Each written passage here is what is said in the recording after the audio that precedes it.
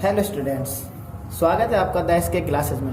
ठीक, तो आज हम सीखेंगे 10th क्लास का 8 चैप्टर त्रिकोणमिति का परिचय। तो त्रिकोणमिति की जो मतलब कि जो चैप्टर है उसमें हम क्या करेंगे, समकोण त्रिभुज से रिलेटेड कुछ बेसिक सीखेंगे। ठीक है, उसके जो फॉर्मूलेज वगैरह हैं, रूल है, उसके बारे में सीखेंगे। ठीक है, तो सबसे पहले हम सीखेंगे जो उसमें जो त्रिभुज लगता है वो कौन सा त्रिभुज होता है। तो उसमें जो त्रिभुज होता है वो कौन सा त्रिभुज होता है, समकोण त्रिभुज। कौन सा त्रिभुज होता है, समकोण त्रिभुज। ठीक है, समकोण त्रिभुज याद रखना कि इसमें जो पूरे चैप्टर में सिर्फ एक ही त्रिभुज का यूज किया जाता है, समकोण त्रिभुज। ठीक है, समकोण त्रिभुज की खासियत क्या है कि उसमें एक जो एंगल होगा, ठीक है, जो एक कोण होगा वो कौन सा होगा, एक 90 डिग्री का होगा। तो इसी तरह से हमने एक समकोण त्रिभुज बना रखा है ए और B C. A B C हमने क्या बना रखा है, एक समकोण त्रिभुज बना रखा है, जिसमें से हमने क्या बी मान रखा है समकोण। ठीक है, मतलब समकोण का मतलब क्या, एक 90 डिग्री का। ठीक है, जो ये बी पे बना रखा हमने 90 डिग्री बना रखा है। इसी तरह से अगर अब मतलब कि इसकी जो मतलब बी के सामने वाली भुजा होती है, जो ए और सी हमारी भुजा है बी के सामने, ए और सी जो भुजा है, ठीक है, 90 डिग्री के सामने ए और सी जो भुजा है उसको क्या बोलेंगे, कर्ण बोलेंगे। ठीक है, इसी प्रकार ठीक है, हमेशा याद रखना कि अगर 90 डिग्री समकोण त्रिभुज है और उसके 90 डिग्री वाले मतलब 90 डिग्री के सामने वाला क्या होगा, हमेशा कर्ण भुजा होगी। ठीक है, जो हमारी ए और सी है। ठीक है, इसी प्रकार कंडीशन फर्स्ट ये होती है, मतलब कि अगर हम एंगल सी को मानते हैं, मतलब कोण सी को मानते हुए चलते हैं, तो उसके जो सामने मतलब जो लेटी हुई भुजा होगी, मतलब जो उससे ये होगा, उसको हमेशा आधार मानेंगे। क्या मानेंगे, उस एंगल जो हमने सी मानते हुए चला उसकी जो लेटी वाली भुजा होगी उसको क्या मानेंगे, आधार मानेंगे। इसी प्रकार से हमारी क्या होगी, बी सी क्या हो जाएगा, हमारा आधार हो जाएगा। ए बी सी का क्या हो जाएगा, बी सी हमारा क्या हो जाएगा, आधार हो जाएगा। आगे जो ए और सी होगी, जो मतलब ये सीधी लाइन खड़ी होगी, उसको क्या मानेंगे, समकोण त्रिभुज की जो ए बी है हमारी हो जाएगी लंब। ठीक है, इसी में हमारा कंडीशन बी होता है। हमने इस बार भी हमने क्या मतलब बी को हमने समकोण मान लिया। बी का समकोण मानने का मतलब क्या, ये 90 डिग्री का है। इसी प्रकार से अब हमने मतलब वहां पर एंगल सी को हमने माना था, मानते हुए चले तब एंगल किसको मानते चलेंगे, ए को। इसी प्रकार से जो हमारा अब ए बी हो जाएगा, मैंने क्या बोला था सी में कि अगर जिधर लेटा होगा, अब इसी तरह से मतलब जो ये ए बी है, इस बार ए बी लेट रहा था, इस प्रकार क्या हो जाएगा, ए बी आधार हो जाएगा। और मैंने अभी पहले बता रखा था, जहां पर 90 डिग्री बनेगा उसके सामने वाली जो ये भुजा है ए और सी, वो क्या होगा, कर्ण होगा। इसी प्रकार से जब ये आधार हो गया तो ये बी सी जो हो जाएगा हमारा क्या हो जाएगा, इस बार लंब हो जाएगा। ठीक है, आई होप कि आपको ये दोनों कंडीशन समझ में आ गई होगी कि हम जब एंगल सी लेंगे तो हमें क्या करना है, और एंगल जब ए लेंगे तो क्या करना है। ठीक है, कि आधार कहाँ होता है, कर्ण कहाँ होता है और लंब कहाँ होता है। तो कर्ण में तो कोई कंफ्यूजन नहीं है, 90 डिग्री के सामने वाली भुजा हमेशा कर्ण होगी, या ऐसे भी कर सकते हैं जो सबसे लंबी भुजा होती है समकोण त्रिभुज की वो हमारी कर्ण होती है। ठीक है, तो कभी कभी बच्चे कंफ्यूज हो जाते हैं कि एंगल सी में मतलब कि आधार कौन सा है, लंब कौन सा है, इस वजह से क्वेश्चन गलत हो जाते हैं। तो आई होप कि आप कोई सी भी डाउट ऐसी नहीं रहेगी कि पहचानने में कि एंगल सी में कौन सा ले और एंगल ए में कौन सा ले। ठीक है, अब आगे हम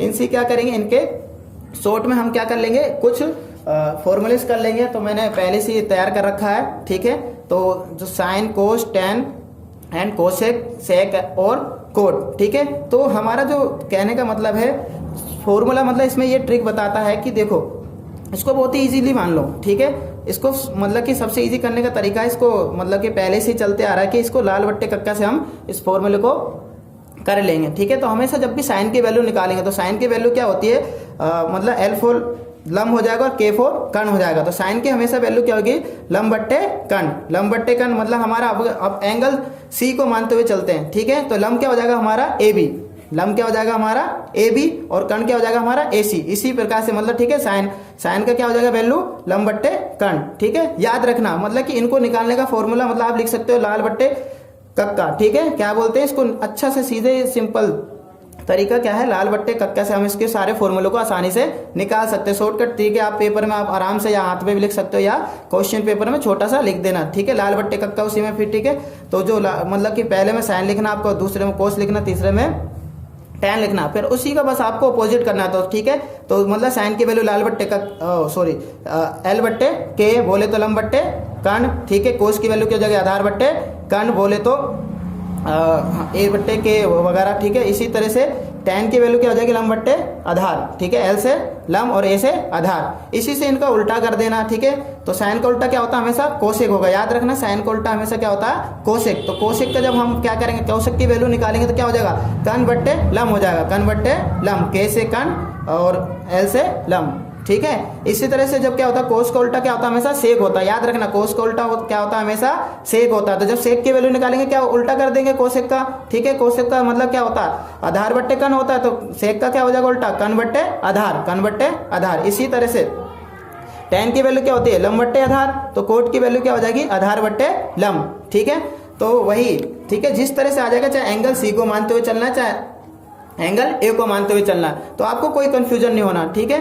तो आप इसको पोस्ट करके क्या करते हैं वीडियो इस फॉर्मूले को लिख लेना, ठीक है। अगर मतलब वही है साइन की वैल्यू निकालेंगे तो वही हो जाएगा लंब बट्टे कन हो जाएगा। तो लंब क्या हमारा, अगर कोण सी को मानते हुए चलते तो लंब हो जाएगा हमारा ए बी और कन हो जाएगा हमारा ए सी, ठीक है। तो चलिए आप आगे के फॉर्मूले सीखते हैं। तो स्टूडेंट इससे पहले हमने सीखा कि किस प्रकार हम समकोण त्रिभुज में अगर एंगल लेते हैं, ठीक है, जैसे एंगल हमने सी लिया था और ए लिया था, तो उनकी कैसे आधार और लंब चेंज हो गए। तो इसके आगे हम क्या करेंगे तीन कोणमिति के अनुपात सीखेंगे। तो जिसमें हम क्या साइन ए के मतलब साइन एंगल ए मान के चलते हैं, ठीक है, जिसमें साइन की मतलब 0 की वैल्यू निकालेंगे तो क्या होगी, साइन 30 की वैल्यू निकालेंगे तो क्या होगी, साइन 45 की वैल्यू निकालेंगे तो क्या होगी, और साइन 60 की वैल्यू निकालेंगे तो क्या होगी, और साइन 90 की वैल्यू निकालेंगे तो क्या होगी। तो अभी हम मान के चलेंगे कि हमने क्या लिया एंगल ए लिया है। तो आपको क्या करना है 0 की जगह आपको सिर्फ 0 लेके चलना, क्या लेना है 0 मानना है, 30 की जगह 1 मान लेना है, 45 की जगह क्या मानना 2, 60 की जगह 3 और 90 की जगह 4 लेना। अब इन सबको आपको क्या करना है 4 से डिवाइड कर देना है, क्या करना है 4 से डिवाइड कर दो, ठीक है। 4 से डिवाइड करने के बाद आपको क्या करना है इन सबको अंडर रूट लगा देना है, सबको अंडर रूट लगा देना है। ये हमने सबको अंडर रूट लगा दिया, ठीक है। अंडर रूट लगाने के बाद आपको क्या करना है इनको सिर्फ अंडर रूट से बाहर निकालना है। इस तरह से आपका क्या आ जाएगा साइन 0 की वैल्यू 30 की 45 की 60 की और 90 की भी सबकी वैल्यू आ जाएगी। अब देखो 0 से मतलब कि इनके अंडर रूट से बाहर कैसे निकालेंगे वैल्यू, तो साइन 0 की वैल्यू आ जाएगी, ठीक है, मैंने पहले ही निकाल के रख रखी है। मान लीजिए, ठीक है, अंडर रूट में क्या 0/4 है, ठीक है। आपको नेक्स्ट स्टेप में क्या करना है, देखो 0 को तो हम लिख सकते मतलब कि वैसे नहीं लिख सकते निकाल सकते हैं, लेकिन 4 को क्या कर सकते हैं 2 × 2 मतलब कि किसी का भी जोड़ा बन जाता है वो क्या हो जाता है अंडर रूट से बाहर आ जाता है, ठीक है। और 0 को भी मतलब कि स्क्वायर करेंगे तो निकल आता है। इसी प्रकार देखो 2 और 2 से निकाल दिए। और हाँ, किसी भी संख्या मतलब किसी भी संख्या से 0 को भाग देने पर क्या आ जाता है 0 आ जाता। तो आपको क्या रखना किसी भी संख्या से 0 को भाग देने पे क्या आएगा 0 आ जाता। तो मतलब साइन 0 की वैल्यू क्या होगी 0 होगी, साइन 0 की वैल्यू क्या होगी 0 होगी। इसी प्रकार से जब हम साइन 30 की वैल्यू निकालेंगे तो हमें भी क्या निकालना है अंडर रूट 1/4 को हमें इससे अंडर रूट से बाहर निकालना है। तो इस तरह से हमने भी साइन 30 की वैल्यू हमने मतलब पहले से मैंने निकाल के रख रखी है। क्या करना है तो मैं 1 को हम देखो ऐसे लिख सकते हैं अंडर रूट में 1 × 1, ठीक है। तो गुणा करने पे एक ही आएगा, उससे कोई चेंजेस नहीं है, ठीक है। हम इसको बाहर निकालने के लिए कर रहे हैं। इसी प्रकार से 4 को हम कैसे लिख सकते हैं 2 × 2, ठीक है, अंडर रूट से। अब देखो जब भी मैंने क्या बोला था जब जोड़ा बन जाता है किसी चीज का तो वो क्या हो जाता है अंडर रूट से बाहर आ जाता है। तो 1 का जोड़ा भी बन गया तो ये भी बाहर आ गया, 4 का भी मतलब 2 का जोड़ा बन रहा है तो ये भी बाहर आ गया। तो इसी प्रकार से साइन 30 की वैल्यू क्या होगी 1/2। तो साइन 30 की वैल्यू क्या होगी 1/2।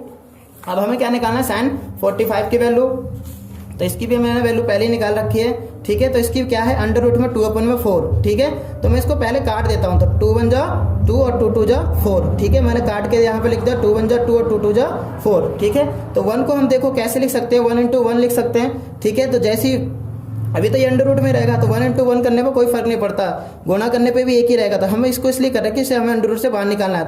तो जब ये क्या होता है जोड़ा बन जाएगा तो ये बाहर आ जाएगा, लेकिन 2 को हम बाहर नहीं निकाल सकते, ये क्या रहेगा अंडर रूट में रहेगा। इसीलिए से साइन 45 की वैल्यू क्या रहेगी 1/2, ठीक है। तो साइन 45 की वैल्यू क्या रहेगी 1/2, ठीक है। इसी प्रकार हम साइन 60 की वैल्यू निकालेंगे, साइन 60 की वैल्यू, ठीक है। तो ये क्या है ब्रैकेट में हमने क्या लिख रखा है अंडर रूट 3/4, ठीक है। तो इसको भी हम मतलब बाहर निकालेंगे, ठीक है। 3 का तो कोई वो बन ही नहीं रहा जोड़ा, लेकिन क्या बन रहा 4 का बन रहा है, तो इसको बाहर निकालेंगे, ठीक है। तो जब जोड़ा बन गया इसका तो ये बाहर आ गया, लेकिन ये नहीं आया तो इसको ऐसे रख दिया, तो ठीक है। तो साइन 60 की वैल्यू क्या हो जाएगी अंडर रूट 3/2, ठीक है। तो साइन 60 की वैल्यू क्या लिखनी है हमें अंडर रूट 3/2, ठीक है। इसी प्रकार से हम क्या कर लेंगे साइन 90 की वैल्यू निकाल लेंगे। साइन 90 की वैल्यू निकालते हैं, ठीक है। तो इसमें क्या है, अंडर रूट में लिख रखा है 4/4, ठीक है। तो मैं 4 को कैसे लिख सकता हूँ, 2 इंटू में 2, ठीक है। और इसको नीचे वाले को भी 2 इंटू में 2, दोनों के जोड़े बन गए, ठीक है। ऊपर बन गया नीचे बन गया, तो ये दोनों बाहर आगे जोड़े बनते हैं, ठीक है। सिंगल लिखते हैं जोड़े में, ठीक है। अब ये क्या हो जाएगा, दोनों कट जाएंगे, 2 एकम 2, ठीक है। 2 एकम 2, तो क्या आ गई वैल्यू, 1 आ गई। तो साइन 90 की वैल्यू क्या हो जाएगी, 1, ठीक है। अब हमें क्या करना है, साइन की जब मतलब वैल्यू निकालने के बाद तुम्हें कोस एक जो एंगल लेंगे, कोस ए की वैल्यू निकालेंगे, इसका सिर्फ बिल्कुल उल्टा लिख देना, ठीक है।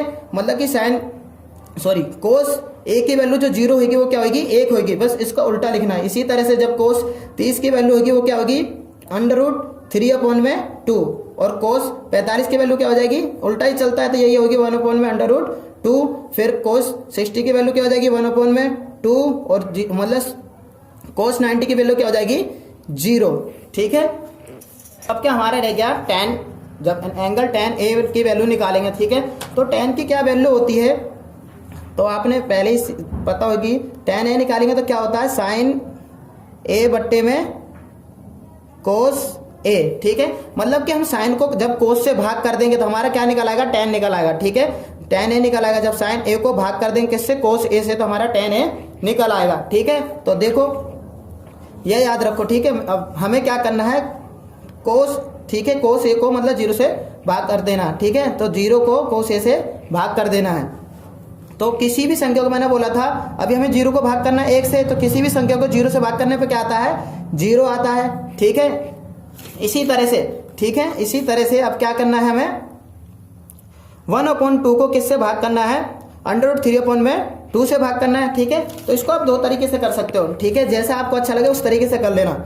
हमारा क्या है 1/2, और फिर हम इसको बट्टे में ये भी लिखना पड़ेगा, क्या है, √3/2, ठीक है। आप क्या कर सकते हो, या तो डायरेक्ट क्या कर सकते हो, नीचे वाले से नीचे वाले को काट दोगे, तो हमारी क्या वैल्यू बचेगी, 1/√3 बचेगी। आप ऐसे भी कर सकते हो, या कैसे कर सकते हो, 1/2 √3/2। तो आप क्या करोगे, ये क्या है, √3/2 है, इसको कैसे लिख सकते हो, 1/2, क्योंकि ये डिवाइड में जब हम चेंज करते हैं मल्टीप्लाई में तो क्या हो जाता है, नीचे वाली संख्या ऊपर आ जाती है और नीचे ऊपर वाली संख्या नीचे आ जा सकती है। तो 2 से 2 काट दोगे, 2 एकम 2, 2 एकम 2, ठीक है। 1 को 1 से गुना करोगे तो क्या आ जाएगा, 1, और ये क्या हो जाएगा, 1 को √3 से गुना करोगे तो √3, चाहे आप ऐसे कर लो चाहे ऐसे कर लो, ठीक है। तो इसकी वैल्यू क्या आ जाएगी, 1/√3, ठीक है। इसी तरह से हमें यहाँ क्या करना है, 1/√2 और 1/√2 को, ठीक है, ये मतलब इनको डिवाइड करना है। तो आपको साफ साफ पता चला, जब सेम संख्या होती है काटने पे एक ही वैल्यू आती है, ठीक है। तो आप ऐसे भी कर सकते हो, 1 से 1 चला जाएगा और √2 से √2 कट जाएगा, तो क्या वैल्यू आ जाएगी, सीधा 1 आ जाएगी, ठीक है, समझ में आ रहा। अब इसको हमें डिवाइड करना है, √3/2 को किससे डिवाइड करना है, 1/2 से, ठीक है। इसको डिवाइड करते हैं,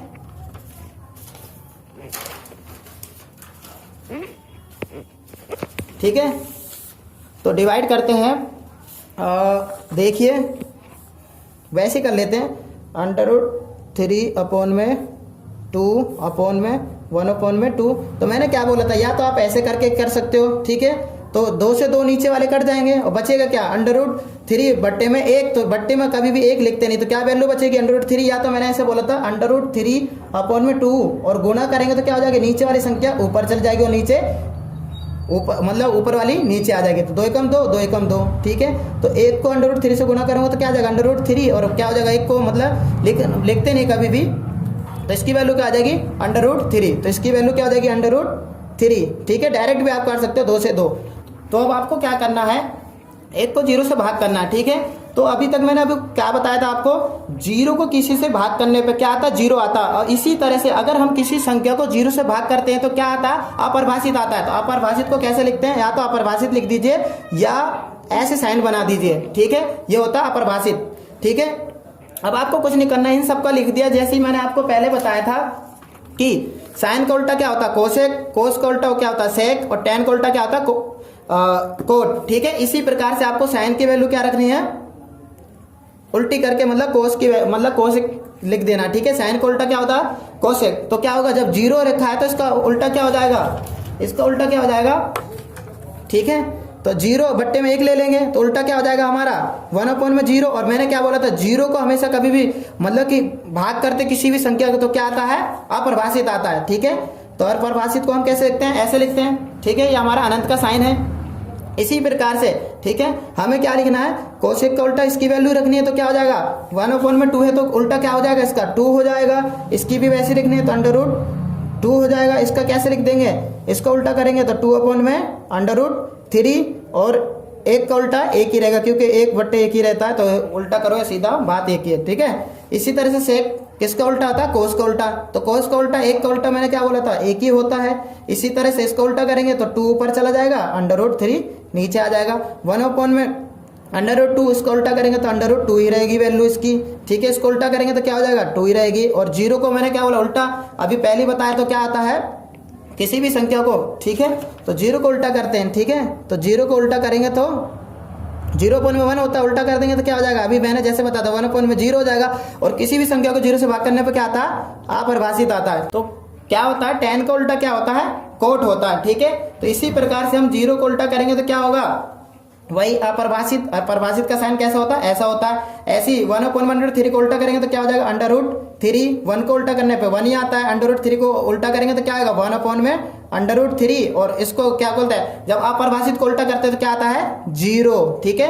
0 को उल्टा करने पर अपरिभाषित आता है, तो अपरिभाषित को उल्टा करने पे क्या आएगा, 0, ठीक है। आई होप आपको ये त्रिकोणमितीय अनुपात का ट्रिक आपको समझ में आ गया होगा।